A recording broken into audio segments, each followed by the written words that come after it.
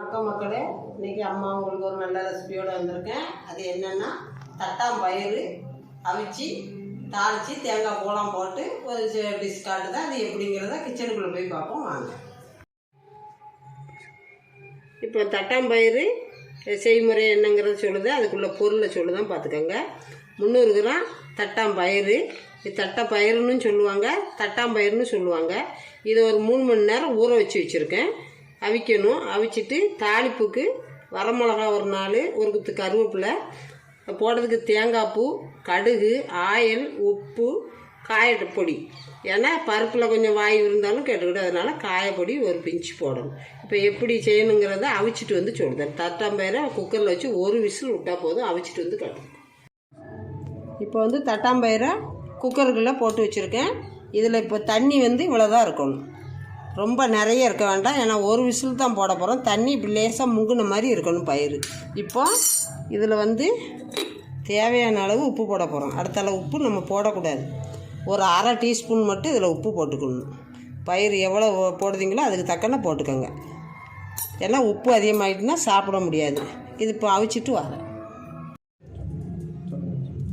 இப்போ தட்டாம்பயிறு அவிச்சு வச்சுட்டேன். ஒரு விசில் போட்டு உப்பு போட்டு ஒரு விசில் போட்டு எடுத்து வச்சுருக்கேன். இப்போ தாளிப்பு கொடுக்க போகிறேன். தாளிப்பு கொடுக்குறத பார்ப்போம். இப்போ ஆயில் ஊற்றுதேன். சட்டி காஞ்சிட்டு கொஞ்சோண்டு எண்ணெய் போதும். கடுகு போடுதேன்,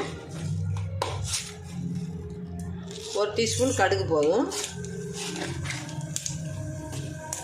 கடுகு பொரியட்டும். பொரிஞ்சிருச்சு. இப்போ வத்தலும் கருவேப்பிலையும் போடுவேன்.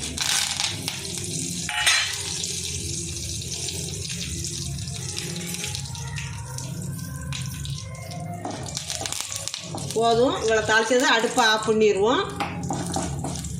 இப்போ கொஞ்சம் காயப்பொடி ஒரு பிஞ்சு போட்டுக்கிடுவோம், போதும். இப்போ பயிரை அதில் தட்டுதேன். தேங்காய் பூவை போடுவேன்.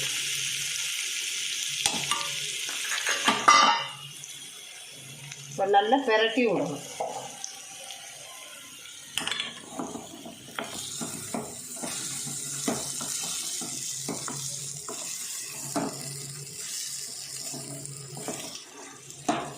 நல்ல பயிர் ரெடி ஆகிக்கிட்டு இருக்கு. தட்டாம்பயிறுன்னு சொல்லுவாங்க, தட்டாம்பயிறுன்னு சொல்லுவாங்க.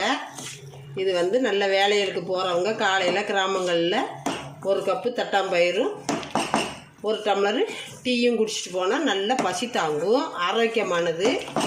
அந்த காலத்தில் இதுதான் எங்களுக்கெல்லாம் சாப்பாடு. சூப்பராக இருக்கும்.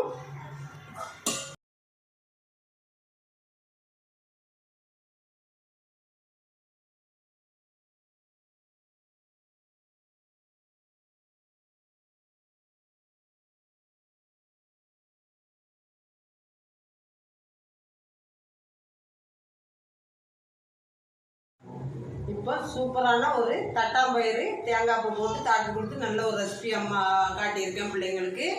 அது எப்படி இருக்குங்கிறத செஞ்சு சாப்பிட்டு பார்த்து எப்படி இருக்குங்கிறத கமெண்ட்டில் சொல்லுங்கள். பிடிச்சிருந்தா லைக் பண்ணுங்கள், ஷேர் பண்ணுங்கள், கமெண்ட் பண்ணுங்கள். அம்மா சேனலை சப்ஸ்கிரைப் பண்ணுங்கள். மீண்டும் நாளை நல்ல ரெசிபியோடு அம்மா சந்திக்கிறேன். நன்றி, வணக்கம்.